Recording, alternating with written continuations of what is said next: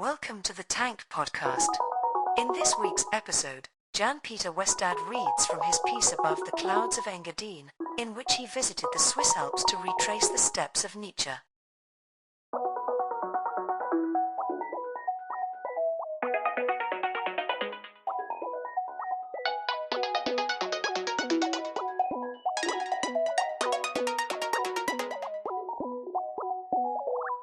On the 1st of March, as the dawn light touches the frost-covered morning, cowbells clang through the Swiss Alps.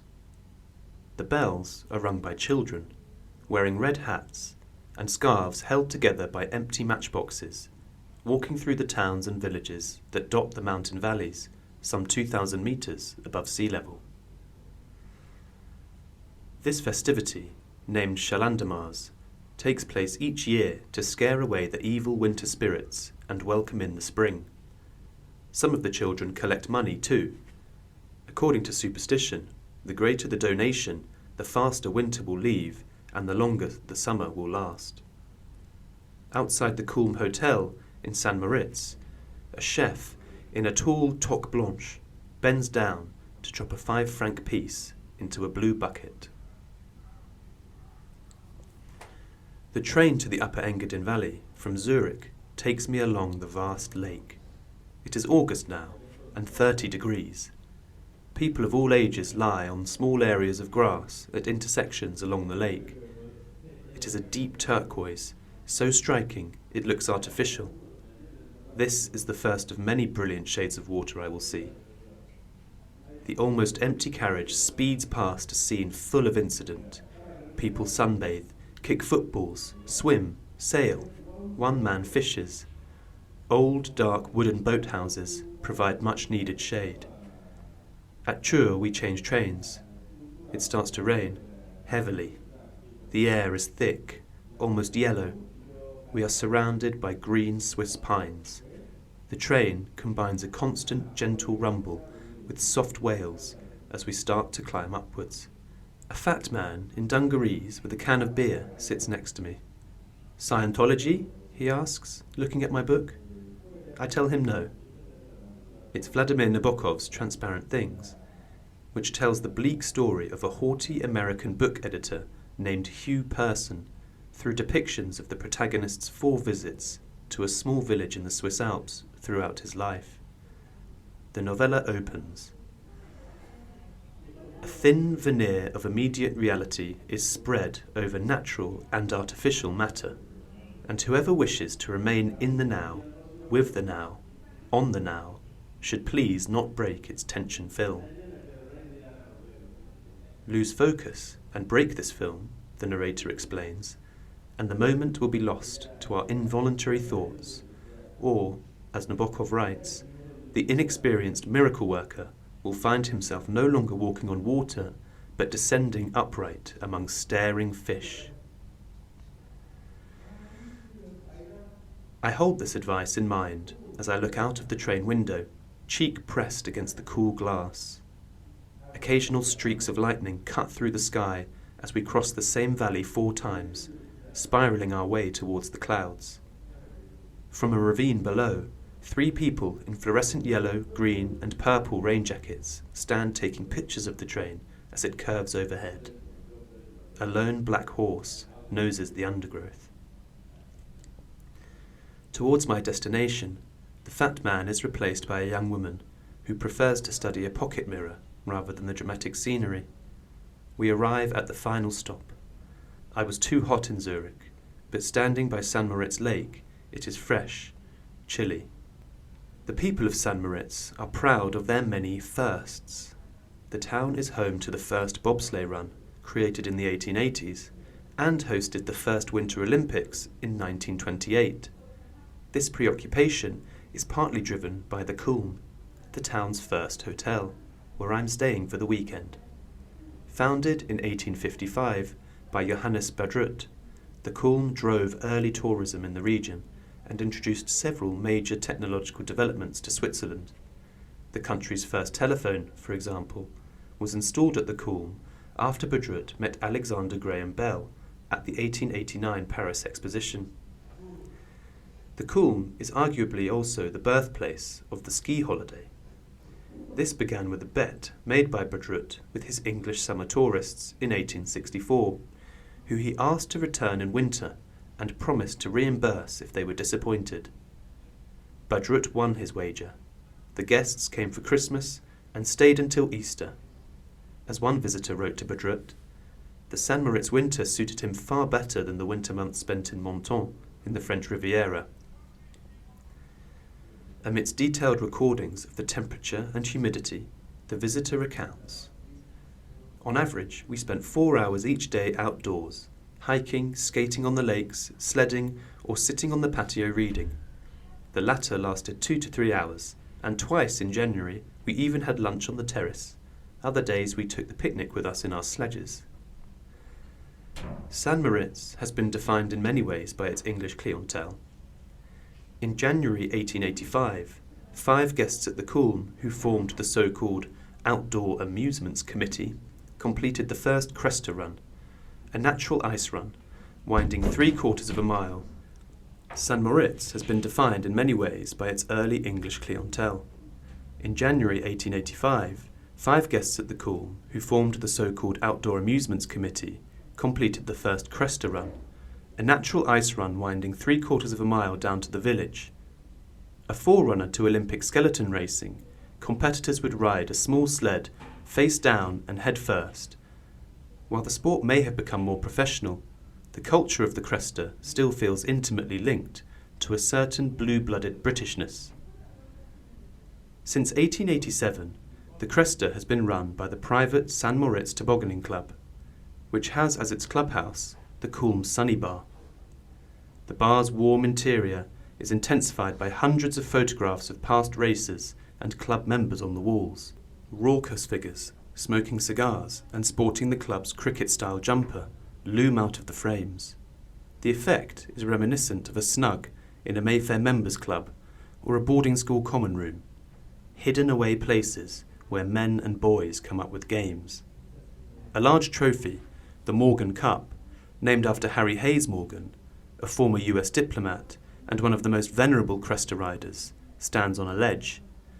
The winner of that particular race each year is obliged to fill the trophy with champagne, which fits 29.5 bottles. Hanging from the ceiling are a series of rings. A competition within a competition, whoever among the post-race revellers climbs between the rings the most number of times wins another prize. Previous champions, their names immortalised in engravings on a pillar in the room, include a lord and a count. Starting with that first visit more than 150 years ago, the winter season in St. Moritz and Upper Engadin quickly usurped the summer as the main season, a time to see and be seen, frequented by golden-era movie stars like Brigitte Bardot. Today, the lake hosts polo matches and horse racing. Some of the globe's leading art galleries have locations here. Picnic sites have been replaced by Michelin-star restaurants. The luxury, in some ways, poses the question, have the games gone too far? By contrast, my first impressions of St. Moritz in August are of a sleepy place. The summer, in a reversal, has now become the time to seek repose, escape the heat, and enjoy calm and restoration. On my first morning, all that can be seen from the window is a receding area of grey. I can't see further than a metre. I'm told this happens whenever there is heavy rain, and the blank cloud will dissipate under the sun by mid-morning. This is encouraging, as I'm paragliding at 10 a.m. I take a bus a short way to meet David, a cheerful, tanned, wiry man in his 30s. David grew up in a nearby valley and knew he wanted to paraglide since he was a boy, watching gliders from his classroom window. Ascending in a cable car, the valley opens up before us. David records our progress on his phone. I do this every time. It's a kind of tradition, he informs me. All I can find to say in the moment is, beautiful. David is generous, responding to any of my observations with a smiling, that's it. At the top of the ascent, the air feels thinner. Advised by David to keep breakfast to a minimum in case of nausea, I feel lightheaded as we lay out our bright red parachute on the ground. We are waiting for wind. Small sticks with strips of coloured string are dotted across the slopes. Once you notice one, you see them everywhere. They are carefully placed by David to measure the direction of the wind, but for now the strings lie limp. David takes a call. He nods. "That's it," he says. He laughs, and then, abruptly, he hangs up his phone. The wind has come, and we have to run. We lift off, our legs wheeling in the air, ready to drop down again. We bump the scrub, run 4 steps more, then we are flying.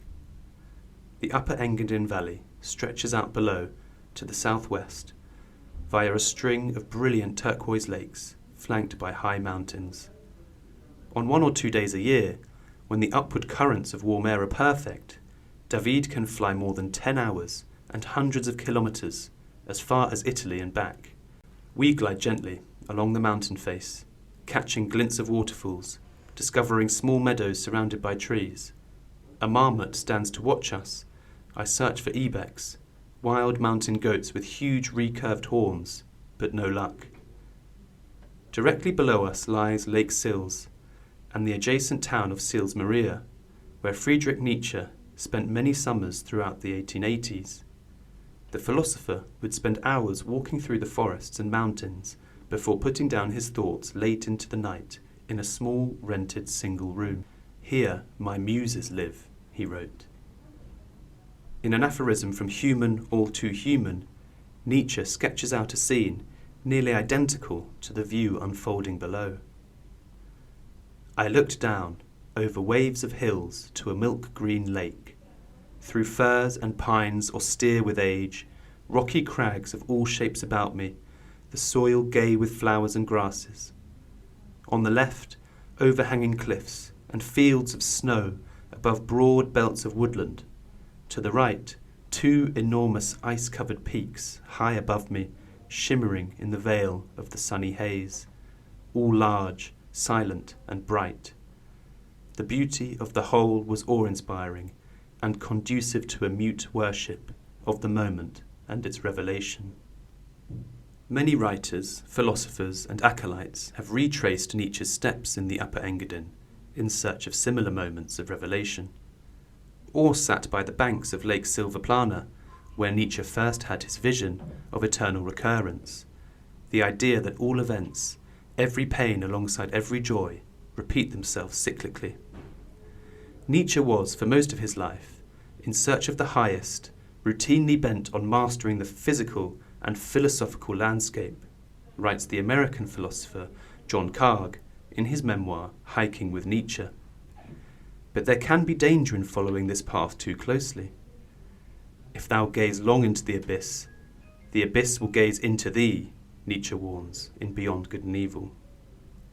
Carg discovered this firsthand, nearly dying, isolated in the mountains, while following Nietzsche's brutal route through the Alps as a 19-year-old. On arriving in Sils Maria, Carg stopped eating and sleeping, entering a period of mania, walking the mountains alone and studying Nietzsche's work. "In my last week in Sils Maria, I came as close as I ever have to understanding Nietzsche's claim, 'I am no man, I am dynamite,'" writes Carg. The philosophers Theodor Adorno and Herbert Marcuse uncovered a more prosaic picture of Nietzsche when making a similar pilgrimage to Sils Maria in the 1960s. Scouring the village for anyone who still remembered the German philosopher, they met an elderly shopkeeper named Zaun, who recalled that Nietzsche carried a red umbrella wherever he went to protect himself from the sun. Zaun and his friends would hide stones in the parasol and wait to watch them fall on Nietzsche's head, ready to flee, whooping with delight as they were chased through the town. Heinz Hunkeler, general manager of the Kulm Hotel, has his own memories of boyish hijinks in the Engadin Valley. He was born in the hotel, where his parents both worked, his father as a chef, his mother as a housekeeper. Heinz, ruddy-faced from a morning on the mountain, still carries a slightly mischievous air as he explains how the entire hotel was a playground in the off-season growing up. "We would have football tournaments in the empty swimming pool," he says, which is where he had his first job in the hotel, as a pool attendant. Attendant makes it sound more glamorous. Really, I was a pool cleaner, he says. But Heinz quickly learned the way to make money was from tips, bringing towels and opening doors for guests. It was, of course, glamorous too. Heinz remembers the anticipation of meeting the famed Swiss chef Anton Mosimann, who cooked for 4 presidents and 4 generations of the British royal family. I was 10 years old and remember having to wear a necktie. I was very nervous and tripped over when I went to shake Mr. Mosimann's hand. I hid from everyone for days after that, Heinz remembers. Today, Heinz tries to keep the Kulm spirit of ingenuity alive. He invited St. Moritz's first Peruvian chef, Claudia Canessa, to open a new restaurant in the Kulm, and embedded a submarine, complete with a bar, in the town's frozen lake. At the same time, the Kulm retains its traditional elegance. Each room has an entrance of Swiss pine, greeting guests with the fresh scent of the forests. The bright lobby area, of soft yellows, designed by Renzo Mongiardino, is enlivened with trompe-l'oeil details, and floor-to-ceiling windows offering views of St. Moritz Lake. The overall impression is sophisticated but understated. The majority of the Kulm's guests are returning visitors. During my stay, I note many of the other guests are part of large multi-generational families, some of whom may have been visiting for decades, others who are experiencing St. Moritz for the first time.